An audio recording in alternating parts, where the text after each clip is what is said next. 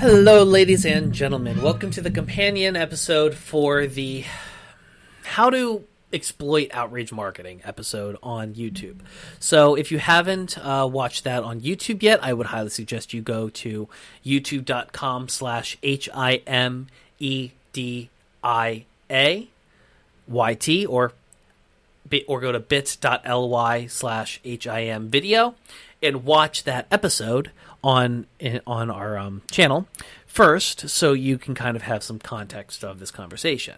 That being said, here's something I kind of want to make a little bit clear here.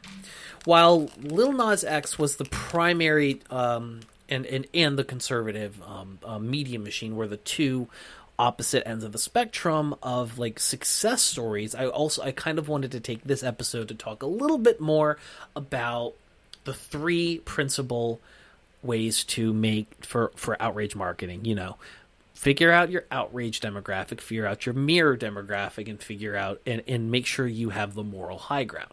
So we're going to talk about a handful of exceptions where people may have had one, may have had the other, but they were lacking the final. Quite frankly, you know, at the end of the day, I kind of want to talk about one from earlier this month where Burger King put out a tweet that said, "Women belong in the kitchen." The goal, and then they put out a tweet 3 hours later which says, "Hey, we're having a scholarship." You know, it's just all like an extra long thing, whatever. But here's there were a few problems with this. One, it immediately went viral because Burger King said women belong in the kitchen, because of course it did, and then they tried to do an immediate backtrack. Now, if it was a threaded tweet where they had immediately posted that and tying it with that initial tweet, we'd be having a much different conversation. You know, it could be like, "Oh, it's kind of patronizing, but I see what they did there as a pun and whatever." But here's the problem with it. The actual scholarships they were offering to female employees, they only were offering it to 2 employees at all. And the fine print was kind of egregious, you know. So, you know, let's take a look at the 3 principles. Who were they trying to outrage? They were probably trying to outrage a feminist liberal audience. Here's kind of the issue. You know, they like... You know, and here's why, like, you can't have the moral high ground if you haven't identified your first 2 pillars first. Feminist liberal women, or feminist liberals in general, that means your mirror demographic would probably be more traditional, homebound conservatives. Okay, that's fine. But here's the question I'll ask. What does that mirror demographic identify with as far as Burger King as a brand? Burger King is ubiquitous. Everybody goes there it's not like Chick-fil-A, which has some super politically charged thing behind it, which does work in their favor in certain respects. Burger King is neutral. They're taking a more conservative stance here, a stance that would appeal to a more conservative audience, but it's not, that audience isn't going to be going to Burger King more just because they said this, and they don't have the moral, and on top of that, they don't have the moral high ground.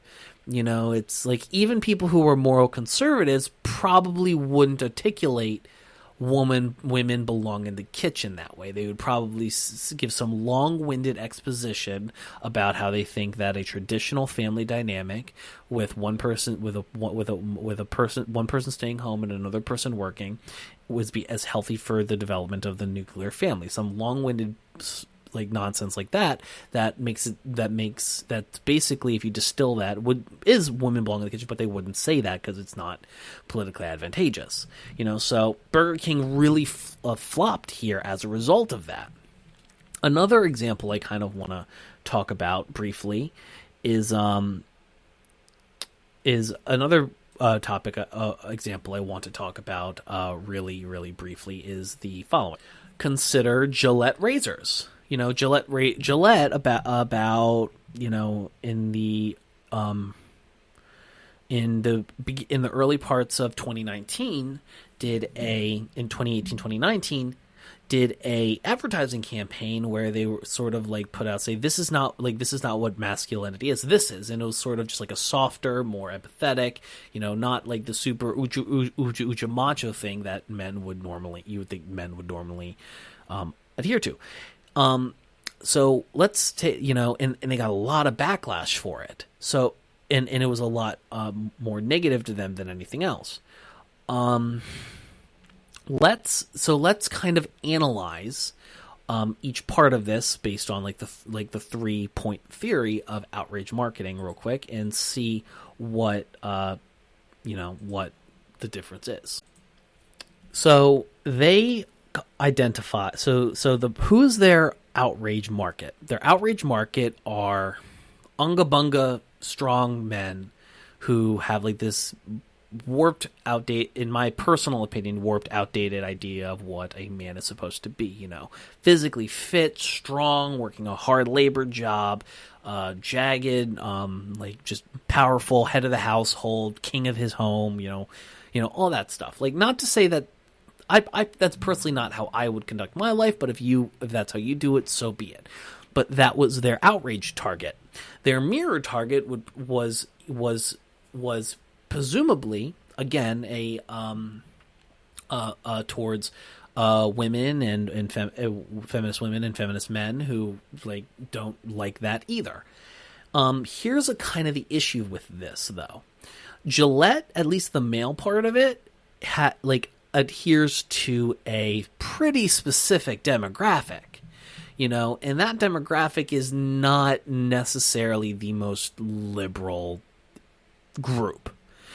So what you're kind of doing is that when your mirror demographic might not necessarily, because Gillette markets to women in a completely different way. Like, this in a way could be a way to you're marketing towards a feminine or female audience here, which is not when you're toting a more masculine product, that might not be the smartest move.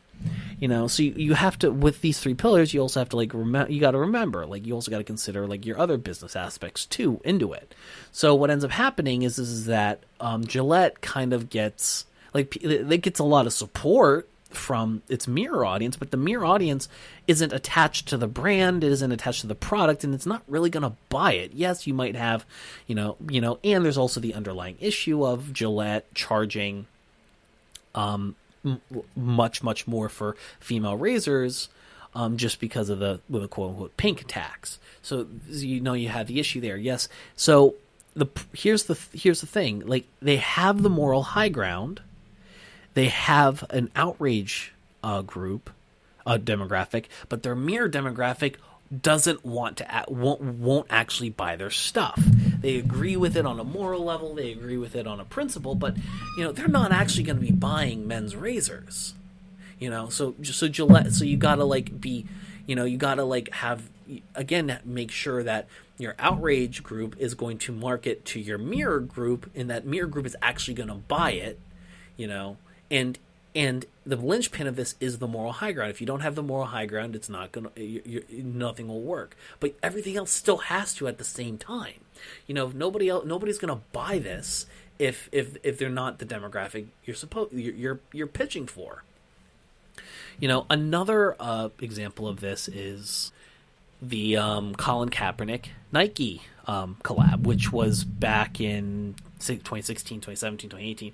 Nike did a collaboration with Colin Kaepernick, and there was this period where conservatives, were burning their shoes in protest. So let's take this step by step again, and this will be our last one for this episode. Nike identified who is their outrage target. Their outrage target are All Lives Matter, Back the Blue conservatives. Okay. People who believe that standing for the national anthem should be like a law, and it's disrespectful if you kneel or sit or don't stand for the national anthem. Basically fetish patriots. People who have a strong sense of fetish patriotism. not to say that's a problem. I'm a patriot myself, and I believe that America is the greatest country in the world for a variety of reasons. Maybe not the same reasons you might, but my own reasons. But I digress. Here's their mere now that's their rage group. People who are almost, who are extremely emotionally tied to things like patriotism. Their mirror group are people who are, Black Lives Matter, people who are anti-authoritarian, people who are, who like have things like ACAB in their Twitter bio. That's kind of their goal. Now let's consider Nike already has two demographics. You have the hick demographic, you have the Ermine demographic. Both groups buy Nike product, and so Nike took a risk here by angering half of their customer base, but they obviously have continued to do these socially conscious campaigns because it has made it's relatively successful because they have the moral high ground. Cops shouldn't be killing citizens. That's the moral high ground. So this was relatively successful, but they also kind of ran the risk of losing an entire market share of their product. Now, it remains to be seen how much. I don't believe they made the numbers public of like how well this particular campaign did and how much their lost business did. But I personally know a couple conservatives who still to this day refuse to wear, buy, or use any Nike products due to this issue. But coincidentally, those conservatives also did not light their stuff on fire in protest. So it remains to be seen. Like I said, outrage marketing is extremely high risk, extremely high reward. You can run the possibility of being able to make an extreme profit, but if you don't navigate it carefully, do all your market research, and don't prep appropriately, you could fail. Like your company, your brand, or your product could fall into obscurity, and that's not good. But I digress. It's compelling, to say the least, and I think it's valuable in the sense of how well will things be, if you go this route. I think you need to make sure your bases are covered in the three pillars, and make sure that whatever campaign you're running it follows your business model and takes the demographics of the majority of your customer base into account. Whoever the majority of your customer base is, that needs to be who your mirror is. So whoever your outrage target is needs to be the opposite of the people you're trying to market to. That's honestly just the key of it. So, ladies and gentlemen, thank you so much for listening to this little deep dive on our last video. I appreciate you. I appreciate your listenership, and we'll see you guys in the next video of BIYB. Toodles!